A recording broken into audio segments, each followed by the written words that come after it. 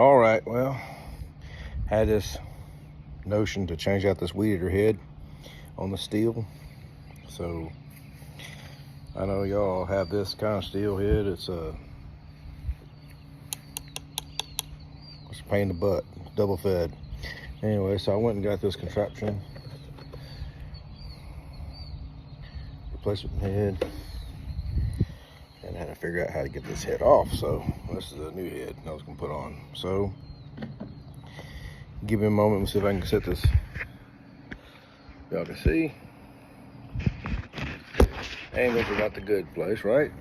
But what I was told is you get a nail, stick in the top of the head, and when you turn on that head, that's tightening, and there you go, loosening. And what it does, it takes the whole head off. Oh, take the new head, the old head off, and watch out, this will fly off. And I'm gonna see how this works.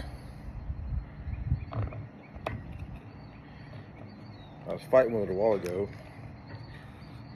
trying to figure out which way the threads went, but you know, being backwards, I guess it goes on one way, it goes on the other, right? And don't forget to put your nail in there to stop the top head from spinning.